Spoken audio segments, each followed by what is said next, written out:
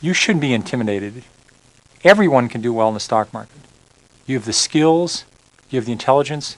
It doesn't require any education. All you have to have is patience, do a little research. You've got it. Don't worry about it. Don't panic. In 1990, Peter Lynch retired as manager of Fidelity Magellan, the nation's largest stock mutual fund, and one of the most successful. In 13 years, he drove Magellan to a 2,800% gain. Quite simply, Lynch has been recognized as one of the greatest money managers ever. He beat the stock market for so long not by timing the market, but by picking the right stocks. Of course, no one can promise you Peter's record, but you can learn a lot from him. And you don't need a billion-dollar portfolio to follow his rules. Hi, my name is Peter Lynch. For 13 years, I managed Fidelity Magellan Fund. Those were 13 amazing years. 9 times the market declined by 10% or more, and I was very consistent. All 9 times Magellan Fund fell 10% or more. I learned a lot of lessons. I think they're true now. I think they were true 20 years ago. I think they'll be true 20 years from now. I think I can help you do a better job of investing. You can't learn years of stock picking experience in one night, but you have better stock picking skills than you realize, and you have advantages that no one on Wall Street has. In Stock Shop, I'm here to help you find them and use them. You may be wondering why stocks are so important for a long-term investment program. The short answer, over time, stocks produce better returns than other investments. The past 60 years, stocks have returned about 10% a year.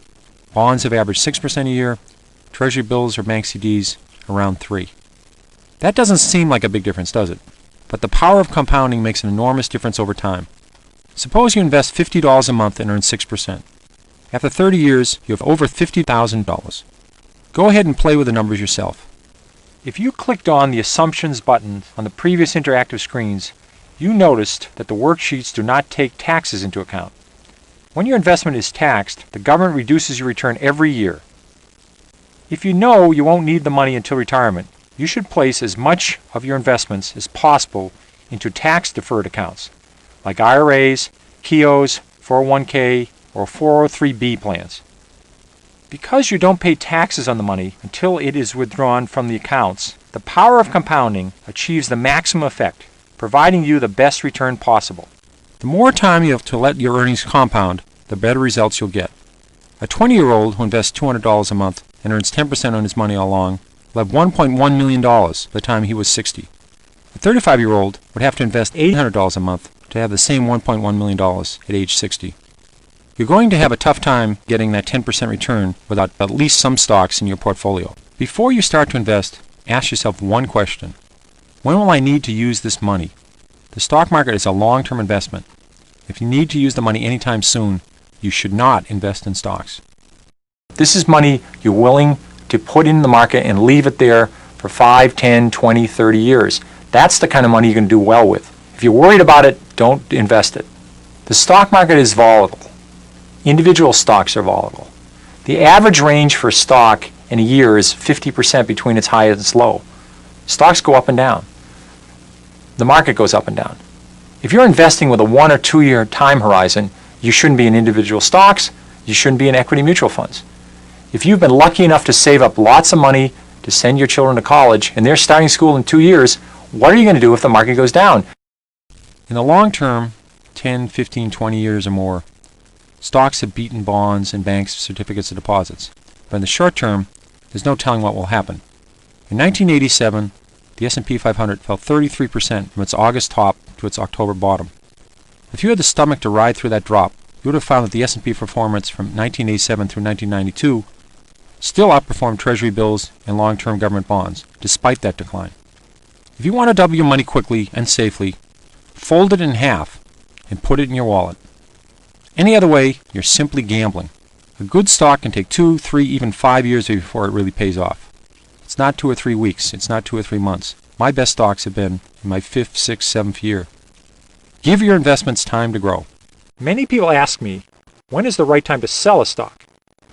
Selling stocks is a matter of comparing stories. If story A is better than story B, then sell B and buy more A. If you own 8 companies, you're playing 8 simultaneous games of poker. So only stay in the games that you have the best chance of success. But remember that stories rarely change overnight. It may take years for a good one to be recognized by the market. Give your good stories the time to grow. Your advantage in picking stocks is your direct experience with companies as a consumer, on your job as a professional, or as a neighbor. Use those advantages as a place to start looking for good stocks. You have several things that you possess that will make you a good investor. They're inherent to your life. It's the field you work in. It's the area where you live. There may be some local company that's terrific. You're a consumer. You see some products. You see some services that are terrific. We bought a Volvo. It was better than the American station wagons. It was safer. The price was right. I did a little bit of research. I found that Volvo, the stock, it's a Swedish company, was selling equal to its cash. You're paying almost nothing for the company. They had lots of other divisions that were doing terrific. Buying that car turned out to be a great way to begin researching the stock. Sometimes people take things for granted. My field was the mutual fund industry. In the early 1970s, the industry grew slowly, but then it took off in the 80s. Money piled in to money market funds, to equity funds. Like an idiot, I missed stocks like Dreyfus, Pioneer, T. Rowe Price, Strategic Investments, Franklin Resources. There was lots of companies that went up dramatically. These are my own field. All I had to do was buy these things. It was really dumb. Back in the 1950s, a fireman from New England noticed a factory in his town seemed to be hiring and expanding all of the time. This person didn't have a Cray computer, and he wasn't a professional investor. He was just an observant neighbor. He decided to put $2,000 per year into TAM brands, then called TAM packs. By 1972, the fireman was a millionaire, just from using his local edge. Investing is a personal thing. You have to do it by yourself. You don't do it with a committee. You have to be able to have the emotional strength to stand the volatility of the market in general and stocks in general. The key organ here is not the brain. It's the stomach. Do you have the stomach for this? Do you have the patience for it? You should be able to look in the mirror and say to myself, what am I going to do if the market goes down?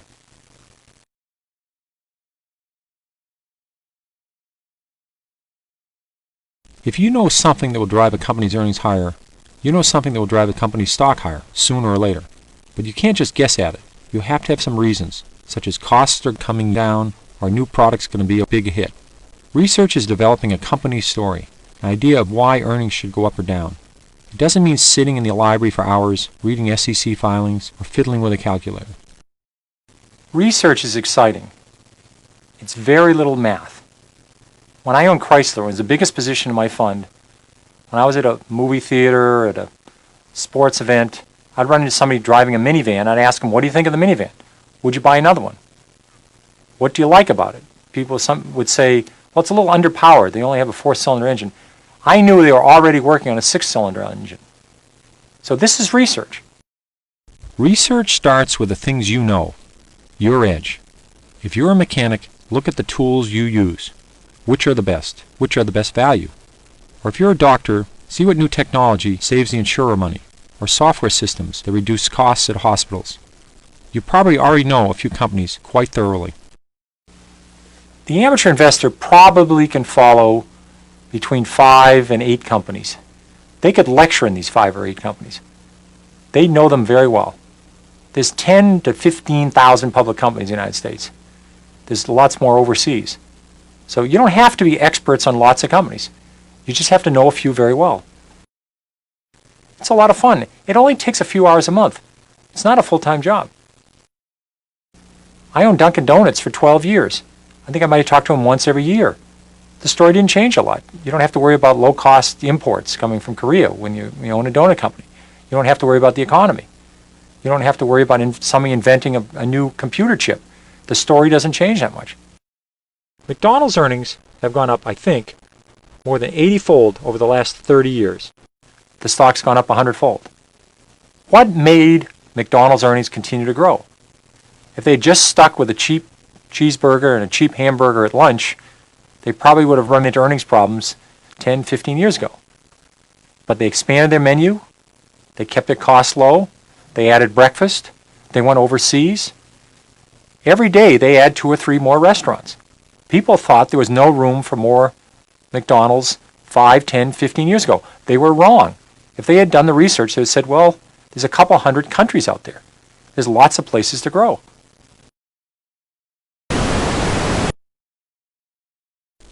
Actual bad economic news, rising interest rates, wars, elections, any of these can push the market down. If you're one of those people that pore over graphs, economic statistics, or astrology charts, trying to figure out what the stock market is going to do next, you are wasting your time. No one can predict the market. You have to understand the market goes down. There's been 95 years this century. We've had 50 declines of over 10%. Of those 50 declines, 15 have been 25% or more. So about once every 2 years, the market falls 10%. About once every 6 years, it falls 25%. These are big drops. You have to understand that. That's the nature of the market. In 1990, Saddam Hussein went into Kuwait. The banking system was in trouble. We had a recession. You had all this background noise. Lots of good companies had nothing to do with wars, nothing to do with banking. They all went down in 1990. The market fell from 3,000, it fell over 20%. This gave you a great opportunity to buy terrific companies at very good prices. Behind every stock is a company. If the company does terrific over a long period of time, the stock will do terrific. If the company does lousy, the stock's going to do lousy. That's all you're betting on. This is a company that's had 35 years of double-digit earnings growth every single quarter. We've had changes in the Supreme Court. We've had the stock market go up and down. We've had changes in presidents. We've had recessions. We've had wars. All of those things had no effect on automatic data processing. So every time the market went down, it gave you a chance to buy it. You're saying, I believe strongly this company's going to do well. If you start to see symptoms that's not going to happen, the stock's going to very rapidly respond to that. If the company runs out of steam, the stock's going to run out of steam. Look at Fannie Mae. From July through October 1990, the Standard & Poor's 500 fell 21%. Fannie Mae fell from about $42 a share to about $26, even though earnings were still increasing. This was a terrific time to buy Fannie Mae.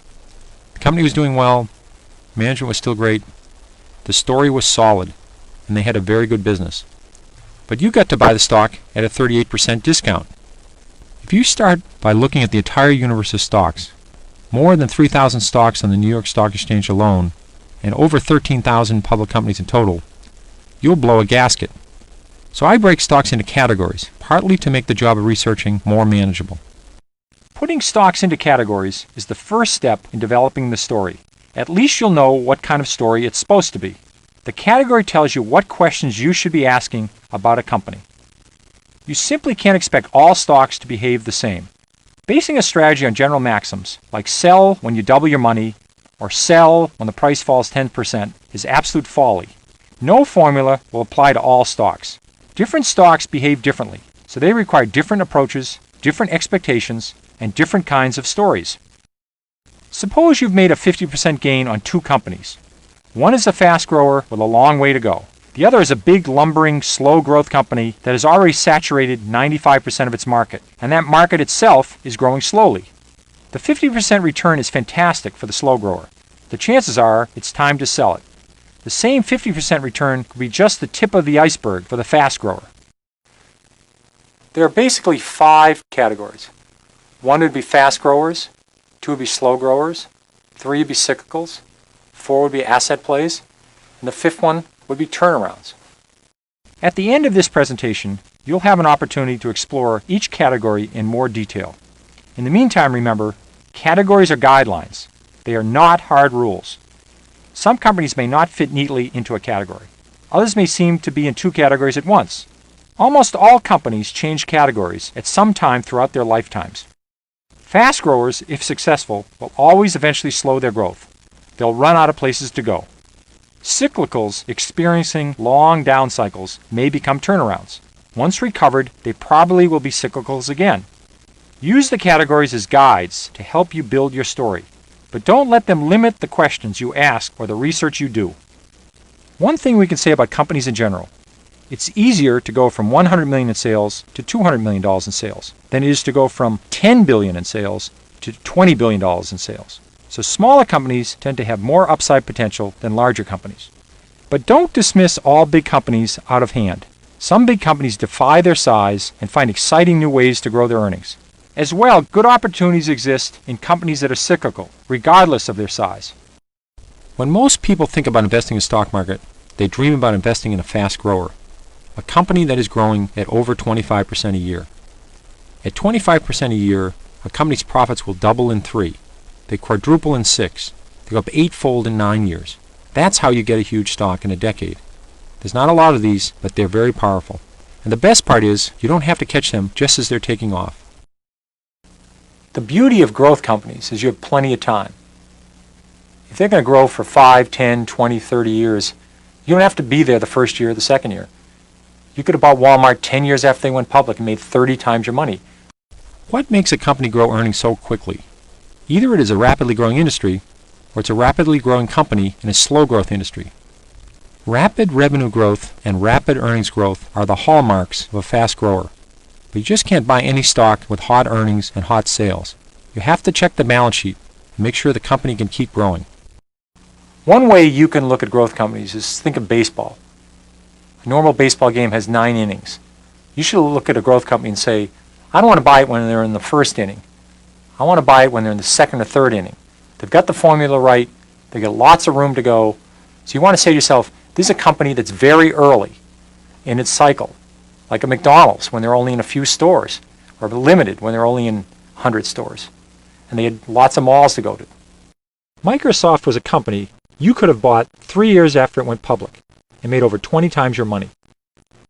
Sales and earnings were growing at several times the rate of the companies in the S&P 500 in an industry that was exploding by leaps and bounds. And it had a lot of potential both overseas and domestically. This was only the beginning of a 15 to 20 year growth cycle. You had plenty of time to get involved. There was this amazing company called Superior Industries. I think the stock went up over 100-fold. They were very good at making aluminum wheels. A lot of car companies went to aluminum wheels. The industry for autos wasn't growing. Aluminum wheels were growing dramatically, and they were the best at it. The fast growers get all the attention in the media. But there's nothing wrong with slow-growing stock, provided you get it at a very decent price.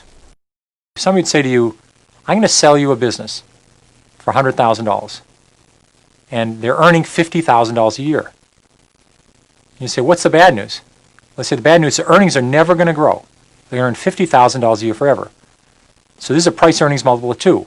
You pay $100,000 for $50,000 of earnings, but they're never going to grow. You say, I don't care. I'm going to get a $50,000 return every year. In 2 years, I get all my money back, and then I'm going to make $50,000 a year on my $100,000 investment forever.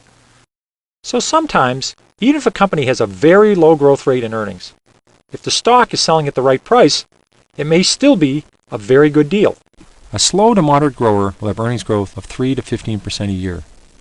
One company that I was very lucky with was Service Corp International. It's a funeral home company that bought up local family funeral homes, a very steady business. Service Corp could grow earnings at 15% a year when I owned it with very little problems. A slow grower that turns into a no-grower is a very bad news situation. So when you start researching the stock, look for these signs. Steady earnings growth. You can find annual earnings growth rates in the research section, as well as estimates for the coming year. Rising dividends. Companies that raise their dividends each year have to have the earnings to do so. A rising dividend is normally a good sign for a stock. Room to keep growing. You want slow growers to go on forever. That's one reason I like Service Corp International so much. This was a great stock for me in the 1980s. At that point, it had a long way to go. Cyclical companies rise and fall with the economy. Typically, they make expensive big-ticket items that people buy when the economy is good. Things like houses, cars, and furniture. When the economy is bad and people are worried about losing their jobs, they don't buy big-ticket items. They're too broke or too scared that they will go broke.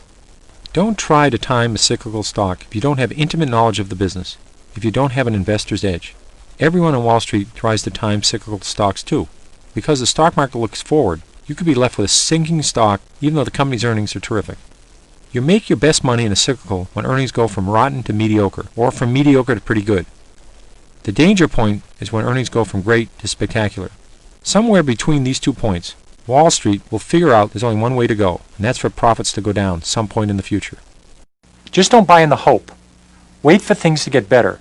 Prices to get better, capacity to shrink, inventories to go down, scrap prices to get better.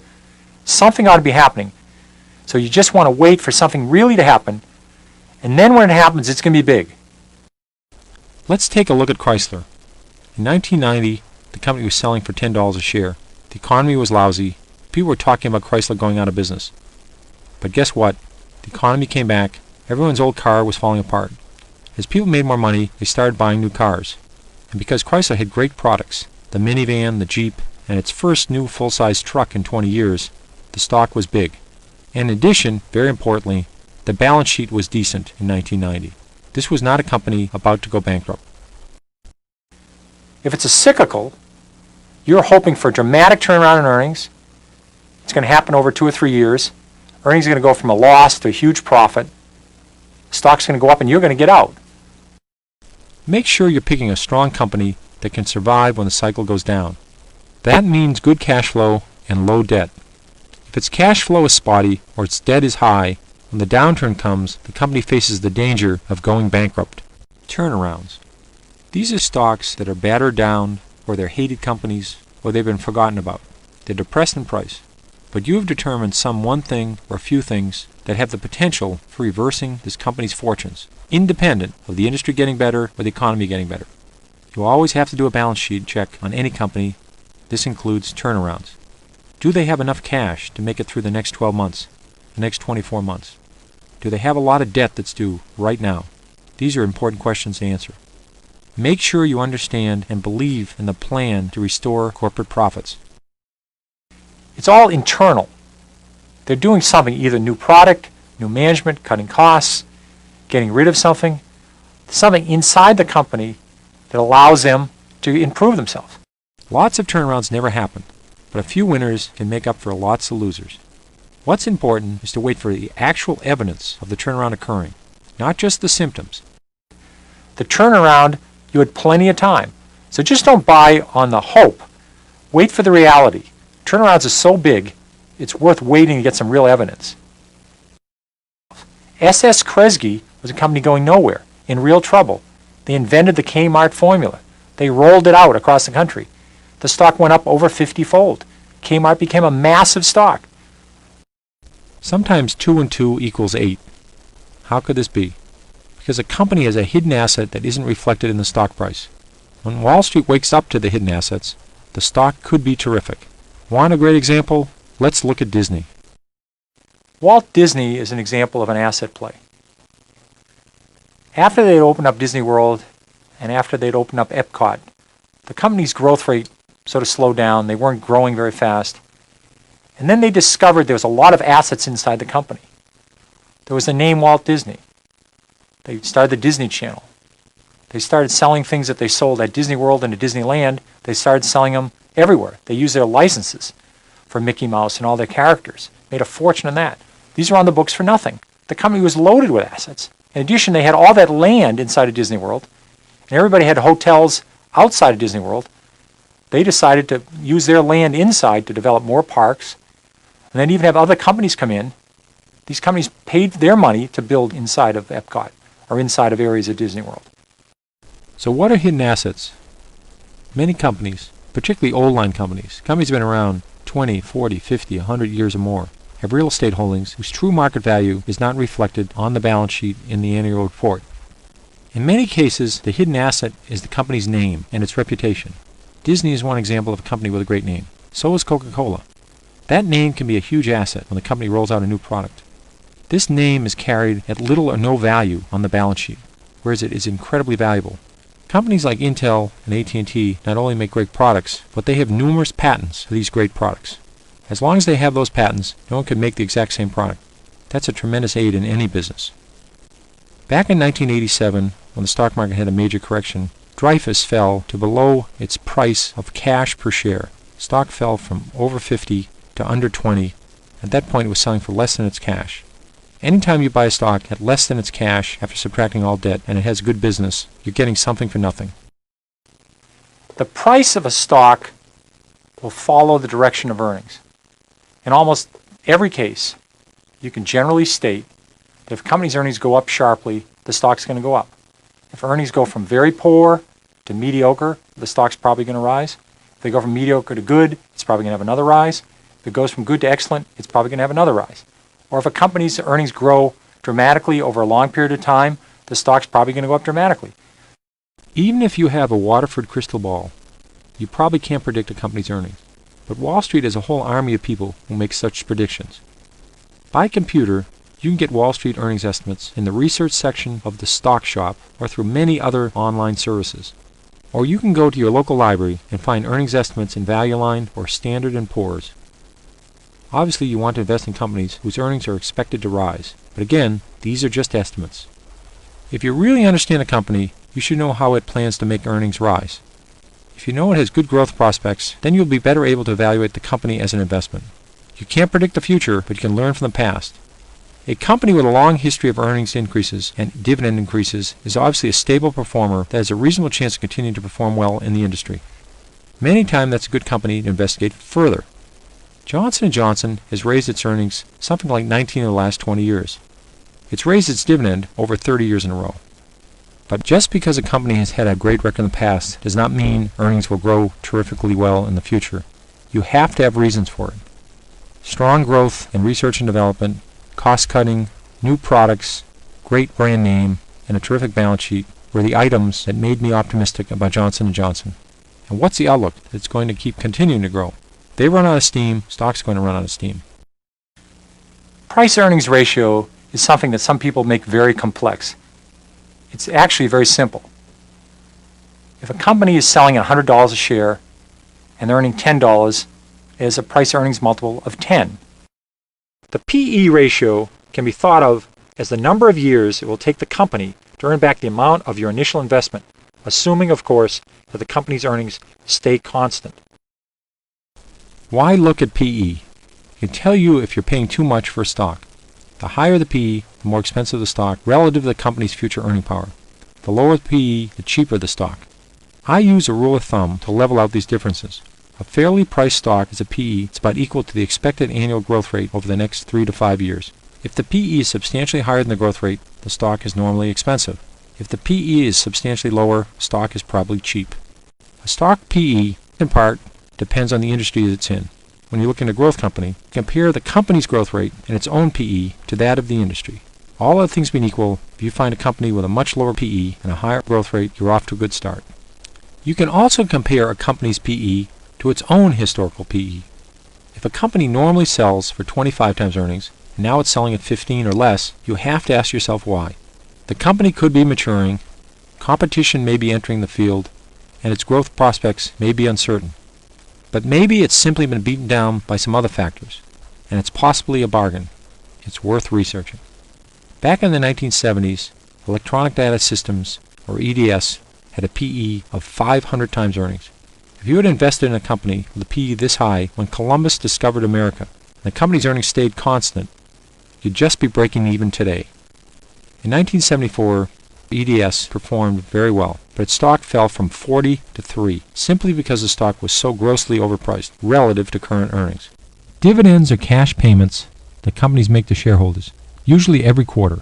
Nearly half the return in the S&P 500 the past 50 years has come from dividends. Dividends come from profits. If a company earns $5 a share, they have the choice of paying out some of it to the shareholders in the form of a cash dividend.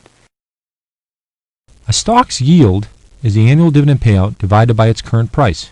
The yield is the return you get on your investment every year.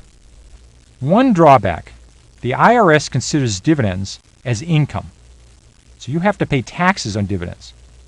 Not all companies pay a dividend. Fast growers, for example, almost never pay a dividend. They reinvest all of their earnings back into the company. Slow growers tend to pay out profits and dividends. It's their way of rewarding shareholders. Over time, those dividends can add up. Some people have bought stocks for $5 a share, and 20 years later, they're getting $10 a share of dividends per year. Dividends do make a difference. Dividends are a great way to measure a company's success, particularly a slow-growing company. When a company raises its dividend every year, it raises the bar for its financial performance the years that follow. Few companies want to cut their dividends. Investors clobber the stock, figuring a dividend cut is a sign of worse things to come. So by raising a dividend 12 to 15% this year, the company is saying it expects earnings to be at least as good next year as they are now, and probably rising by at least the 12 to 15%. You can get a list of companies that have raised their dividends many years in a row from Moody's. There are some great names in this list. However, you can find warning signs of dividends as well. A high yield isn't always a good thing. If a stock is 30 and it's paying a $3 dividend, you might say, wow, that's terrific, a 10% yield. But if the earnings are only $3.10 a share, then the company is essentially paying out all of its earnings in dividends. That's only 10 cents to expand or to invest in more efficient equipment. If this continues for a number of quarters or years, the company will have very little room for any errors or setbacks. Eventually, the company will probably cut back or totally suspend its dividend. The stock price is going to tumble with it. Be careful with high-yield stocks, particularly when they're paying out a very high percentage of their earnings. Any company's operations can hit an air pocket from time to time. You've got to make sure your company can survive tough times.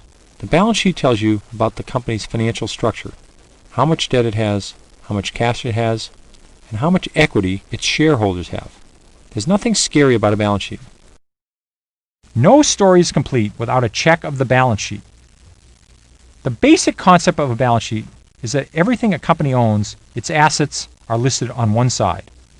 On the other side, you find everything a company owes, its liabilities. The difference between what it owns and what it owes is its equity, also called its net worth. Go ahead and explore this fictional balance sheet. Click any of the items on this balance sheet for an explanation of it. When you're ready to move on, click either the debt or cash buttons for a discussion of the two most important items on any balance sheet. Does the company have a lot of cash on hand? That's great. A company with a lot of cash can buy more stock, make an acquisition, or pay off all its debt. All moves that shareholders love to see. A company should have at least enough cash to pay off its short-term debt. If it doesn't, it could have to keep borrowing more and more. If you subtract cash from short-term debt and long-term debt, and the total is only 1/4 of net worth, the company has a decent balance sheet. However, if short-term debt and long-term debt combined, minus cash, equals or exceeds net worth, the company has a weak balance sheet. It's simple to recognize a strong balance sheet. No debt and lots of cash.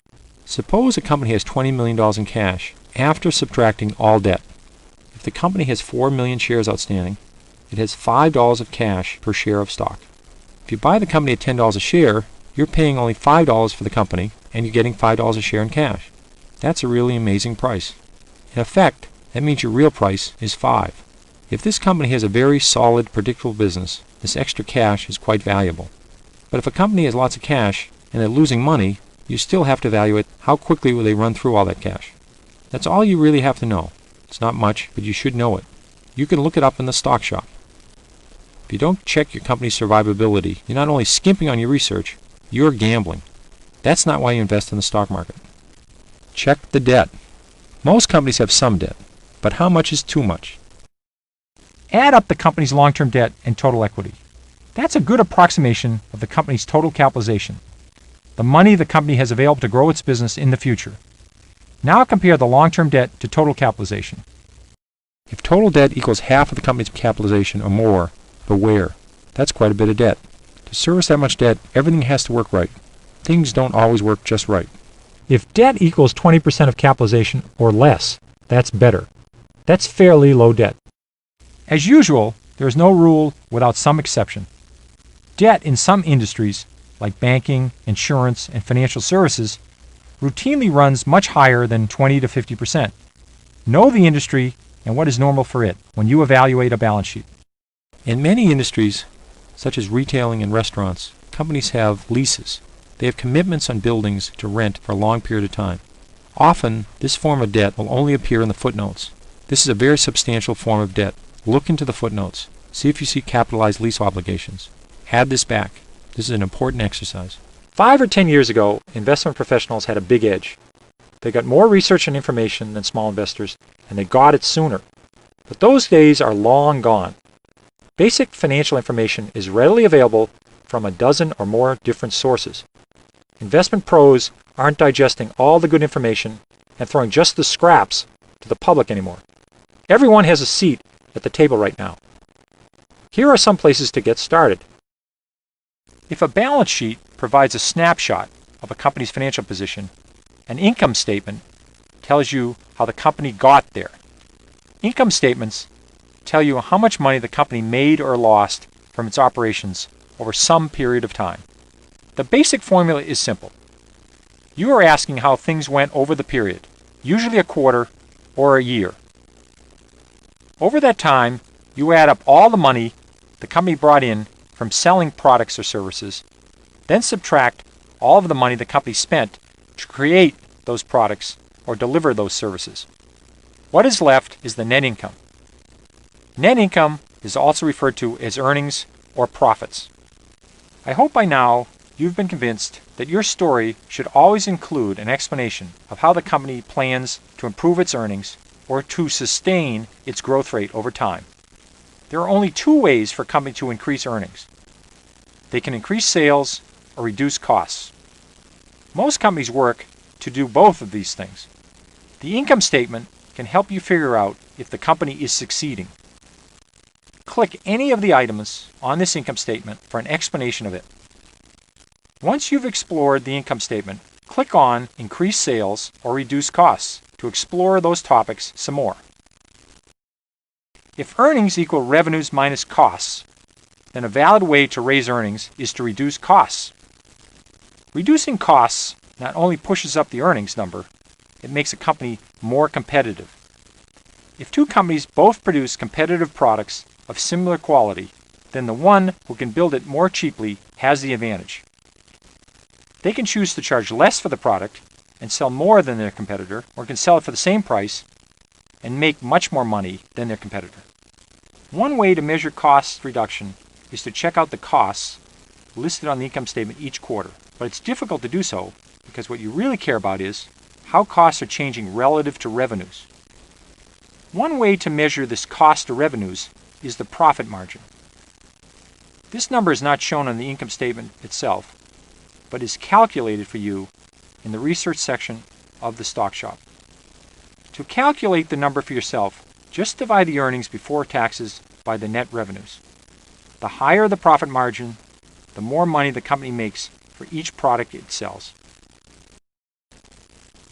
Once we have the profit margin as a tool, we can evaluate how successful the company is being in reducing costs. Unless the company has raised prices significantly, if the profit margin goes up, then costs are going down relative to revenues. You can compare the profit margin of the company to the profit margin of a competitor, or to the average profit margin of the industry. When a company that's highly profitable already must depend on cost cutting to boost its profits even further, you have to be skeptical. If its profit margins are unusually high compared to the rest of the industry, there's a limit to how much additional profit it can squeeze out of the business by economizing. Ask yourself, is there a long road of margin cutting ahead, or are they already extremely efficient? Your goal is to feel as confident as possible with your story. How does the company plan to increase earnings? Sales growth is the single most important factor in growing earnings long term. So you must ask yourself how the company is going to make sales rise. The company can expand its customer base. Selling its existing products to new customers brings in new revenue. When evaluating this strategy, consider how far the company is from saturating the market for its products. If a company is already selling to 98% of its potential customers, there aren't a lot left to reach. The company can introduce new products into its existing customer base. This is the most difficult, but potentially the most rewarding strategy. If the product catches on, it can breathe new life into the company. Advantages like brand names and a good reputation come in very useful here. A company can also raise prices to increase revenues. That way, even if unit sales stay constant, revenues will still grow. Of course, the danger of raising prices is that the higher prices will drive customers to competitors, or encourage new competitors to enter the market. The details of a company's plan will vary by industry and by individual company. Just make sure you understand that plan and include it in your story. Once you've built the story for your company, you have a powerful tool for judging the stock. But like any powerful instrument, you must use it wisely and carefully or you'll get burned. Use your story to pick the right time to buy a stock. I promise you that the right time to buy a stock does not occur often. When I'm following a stock, buying opportunities present themselves once or twice a year, if I'm lucky. I look for times when the potential upside is high and the potential downside is reduced. Understanding that balance is a key to successful stock investing. You have to understand, stock picking is a risk-reward trade-off. You have to know how much you're going to lose if you're wrong and how much you're going to make if you're right. The skill is to minimize your risk and maximize your reward. You can be wrong in this business. I've been wrong quite a bit. But you can be wrong and still make money, as long as your good stocks more than offset your mistakes. I figure if I can be right 6 times out of 10, that's a good batting average. When I pick stocks, I think of risk as a measure of my confidence in the story I've built. When I feel that my story is optimistic, solid, and well-researched, then I've got a low-risk investment. If I'm not too sure about how the story will turn out, then the risk is considerably higher. Don't try to categorize risk by other measures, like small companies are riskier than large. In the late 1970s or the early 1980s, Walmart was a lower risk investment than IBM because the Walmart story was nearly bulletproof. If a startup company sounds exciting, keep an eye on it. Perhaps a year or two later, you'll be over the hump, the story will be solid, and there's a good time to consider investing. If you believe strongly in your company's story, then you shouldn't waste your time waiting for the ultimate buying opportunity. Investors who bought McDonald's in the 1970s or Home Depot in the 1980s were happy almost any time they bought the stock. Even with these great companies, during stock market corrections, the stock dipped and the story was solid, but if you held on for a reasonable amount of time, you were a very happy camper. Watch out for ridiculously high prices when a company is selling at several times its growth rate in earnings. Remember, that's what we talked about in the price earnings presentation. But in general, if a story is good, you probably want to own it. Later, if a buying opportunity comes along, if the stock falls well below its growth rate and the story hasn't changed, you can buy even more. Therefore, you can take advantage of market declines. Use the tools I've presented in this consultation to help make a judgment on your stock. If the story is sound, check the price. Use the PE ratio. Most importantly, rely on your edge. First to build your story, then to find the right times to add or reduce your position. Focus on the company. What is it making? Where's its money coming from? What is the competition doing? Ignore all the background noise. Just keep checking that fundamental story. See if it's valid, see if it's getting better, see if it's getting worse. Know what category your stock is in and how those stocks behave. If your stock isn't behaving as you expect, then try and find out why. If the answer changes the story, then think again. Keep your story up to date. Don't check on it 3 times a day, but don't just ignore it either. And checking the price of the stock does not count. It's checking the fundamental story. Don't expect to make a ton of money overnight. The stock market does provide the highest return for long-term investments, but that's not a month or 2 months a year. If you need the money next winter, you don't have the tolerance to keep it tied up for the long term, and stocks may not be for you. Don't forget to use your edge. These are all kinds of things that you know about. Because of where you live, what you do, you have lots of edges. Use them. And finally, remember that stock picking isn't gambling, and it isn't for everyone. You have to be prepared to do some work. You have to be prepared for market declines. If you enjoy doing research, if you enjoy learning about companies, and you have the stomach for the ups and downs of the stock market, then investing can be a lot of fun. These principles of investing have worked well for me. I hope they can help you. You shouldn't be intimidated. Everyone can do well in the stock market. You have the skills, you have the intelligence. It doesn't require any education. All you have to have is patience, do a little research. You've got it. To start researching your stocks, just click on Research and remember that you can come back to consult Peter at any time. Welcome to Stock Shop, where you can learn to pick stocks, research them, and follow your favorites. The consultation part of the shop is where Peter Lynch explains how he thinks about stocks and how he makes his choices. These multimedia presentations describe some of the key concepts that will help you construct your portfolio. Just select the presentation of your choice from the list on the left and click the Start button to share Peter's thoughts and experiences. The research section is where you can create a list of companies that you want to research. You can download current data on any number of stocks and get Peter's guidance on what to look for next.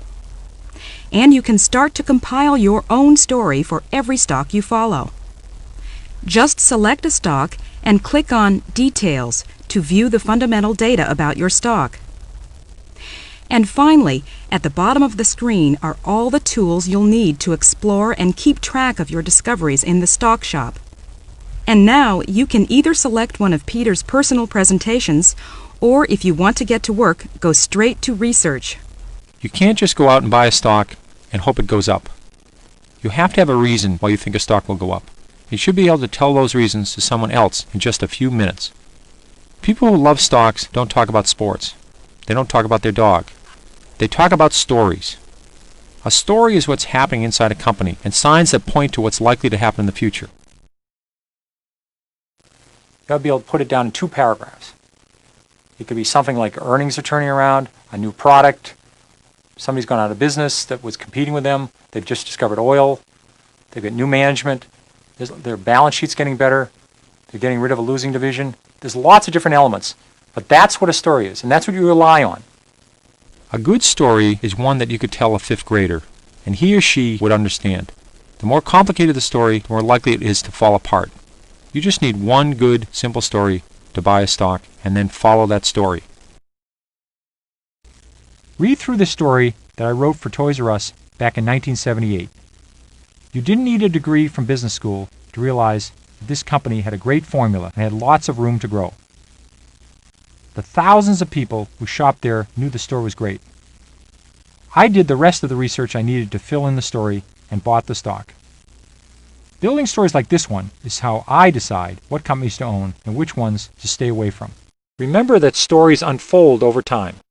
Companies are never stagnant, so you have to stay tuned and sometimes make adjustments. It's just like playing 7-card stud poker, or perhaps 27-card stud poker.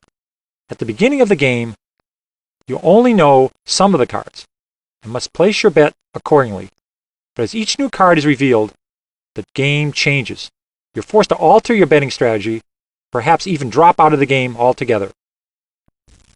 In the rest of this consultation, I'll show you how you can build stories for companies and invest more prudently in their stock. This consultation is divided into 3 sections. The assessment section helps you decide whether stocks are the right investment for you. Stock picking is not for everyone. These presentations will help you assess yourself.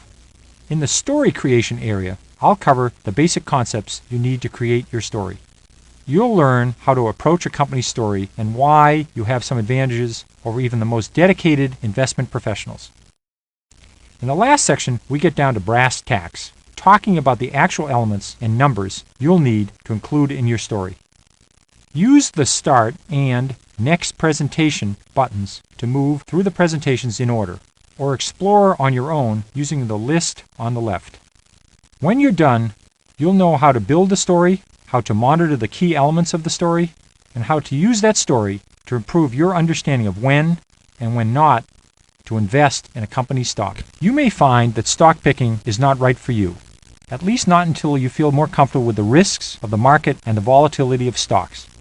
Even if this is the case, the stock shop can still help you become more comfortable with the stock market and researching companies. Use the stock shop to follow companies in a paper portfolio, a list of stocks you buy and sell only on paper. You develop your stock picking skills without taking any of the risks. Before long, you may be ready to start investing your real hard-earned cash. In the meantime, if you like to invest in stocks, your best option may be an equity mutual fund. If you want to put some of your money in the stock market, you don't have the time, you're not willing to do the effort, you don't have the stomach to do the research, equity mutual funds are a great answer. Investing in mutual funds is also a way of making sure your investments are diversified. Mutual funds, by law, must invest in at least 20 stocks at a time, though most funds invest in far more than that. As a mutual fund investor, you are protected from the danger of one or two stocks dropping sharply in price. At most, they would only represent 5 or 10% of the fund. This would cushion the decline. Remember, the mutual funds are like any other investment. They carry real risks of losing your money, and even though they can be purchased through many banks, they are not insured by the government. Since they are made up of individual stocks, equity mutual funds are also volatile. You must do some research to evaluate and choose a mutual fund that will meet your temperament and your investment objectives.